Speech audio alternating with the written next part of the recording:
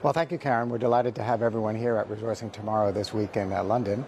And this is really an opportunity for the metals and minerals sector to come together and talk about how the industry is working to accelerate the energy transition.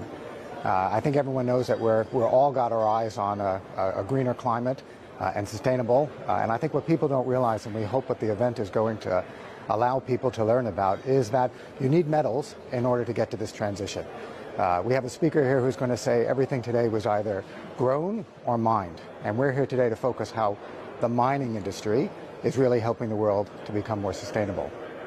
Daniel, I was looking at a recent announcement from the biggest mining company on the planet, which was BHP, and effectively voting in favour of a climate action plan recently. There was some opposition, but overwhelmingly it was in favour to push ahead, which does tell us that things are changing on the ground when it comes to investment in mining, that even big shareholders who might have in the past thought that if they were pushing ahead with climate change, they were eroding their own shareholder value. How is that mindset shifting in places around the world, from Australia to Brazil, where some of these big mining hubs are? I think that as the world wakes up that you're going to need metals and minerals for the energy transition, we're seeing that there's more and more investment into the mining industry. Here at the event here, we have over 100 mining companies. They're all seeking investment. They're all investing in the future and to help the economies of the world get to where we want to be. The big guys play a very, very major role in this. And I think as the general population recognizes what the mining industry is doing to accelerate the energy transition, we're going to see better returns and more investment in the industry. Daniel, just a quick one, then a follow-up if I may.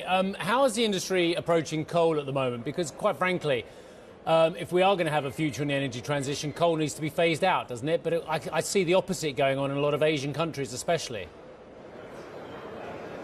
Well, I'm not an expert on coal itself. I'm here, resourcing tomorrow. But I think, again, the industry as a whole recognizes that things have to change in order to get to that greener future and to be more sustainable.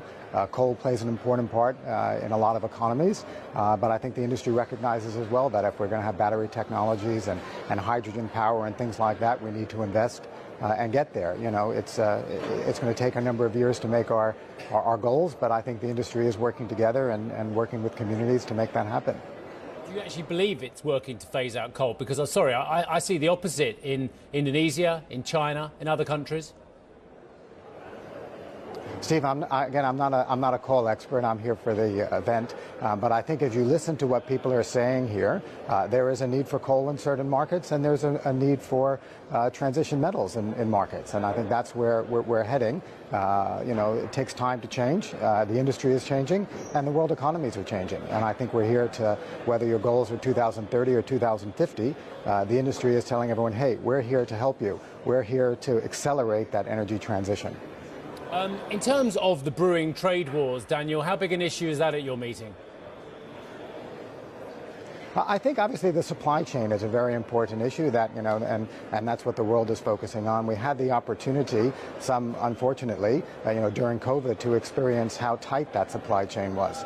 And I think the minerals industry and the extractive industry is saying, hey, again, let's pay attention. Let's make sure that we have the necessary metals and the necessary minerals to accelerate that energy transition. So, I think that's definitely a focus area of this Resourcing Tomorrow.